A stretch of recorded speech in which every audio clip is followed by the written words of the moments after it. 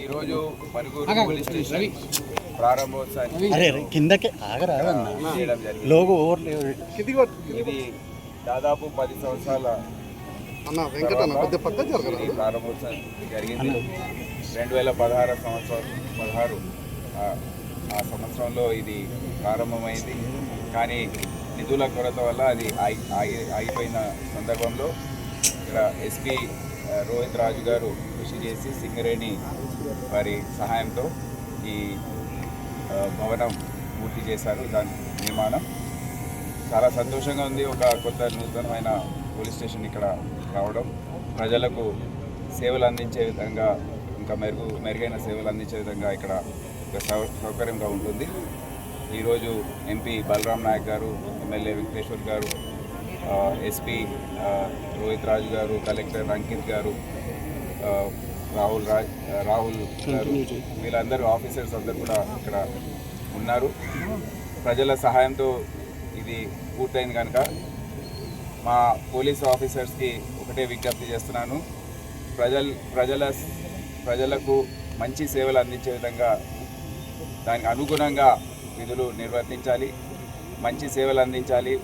ప్రజల రక్షణ, వాళ్ళ ప్రాణాలకు, వాళ్ళ ఆస్తులకు, ఇతర సేవలు ఏవైతే ఉన్నాయో అవి పోలీస్ పరంగా శాంతి భద్రతలు కాపాడే విధంగా అందరూ కూడా పనిచేయాలని ఇక్కడ SHO నాగబాబు వారి సిబ్బంది అందరు కూడా నేను కోరుతున్నాను.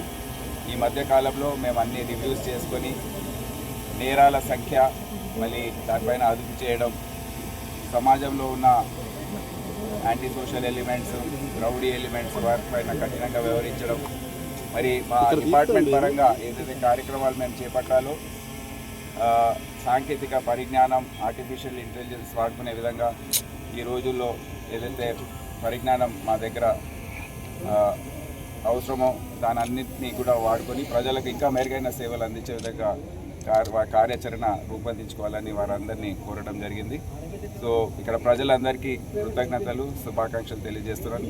ఈ పోలీస్ స్టేషన్ రావడంతో పోలీస్ వారికి ఇంకా మంచి సౌకర్యాలు అందించే విధంగా ఉన్నాయని వారందరికీ నా నమస్కారం. సార్ భద్రాద్రి కొత్త ఉమ్మడి ఖమ్మం జిల్లా గంజాయి అక్రమ రవాణాకి కేంద్రంగా మారింది.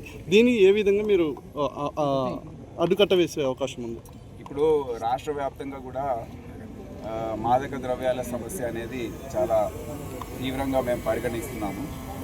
ఇది మన సమాజాన్నే పూర్తిగా వినాశనం చేసే పరిస్థితుల్లో వచ్చింది కనుక ముందొచ్చే తరంని కాపాడుకునే విధంగా ఒక కార్యాచరణ అనేది రూపొందించి దీనిపైన కఠినంగా వ్యవహరించబోతున్నాము. ఇప్పటికే ఈగిల్ లాంటి సంస్థని ఏర్పాటు చేసి జిల్లాల ఎస్పీలు, సిపిలు అందరూ కూడా ప్రతి ఒక్క హోంగార్డ్ దగ్గర నుండి DGP వరకు ఈ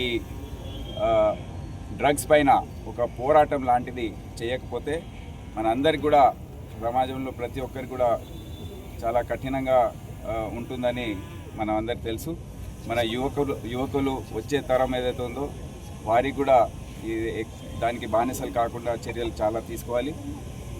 ఇప్పుడు దాదాపు 30 సంవత్సరాల పాటు మనము నక్సలైట్లు, మావోయిస్టులు ఇటువంటి సమస్య పైన దృష్టి పెట్టి దాన్ని అదుపు చేసాం, పూర్తిగా సమాజంలో లేని విధంగా చేశాము. ఇప్పుడు మనకి కొత్త సమస్యలు ఈ మాదక ద్రవ్యాలే కాదు, దాని తర్వాత సైబర్ క్రైమ్స్, ట్రాఫిక్ సమస్యలు, యాక్సిడెంట్స్ హైవేస్ పైన, ఇవన్నీ కూడా దానిపైన దృష్టి సారించే అవసరం ఉంది.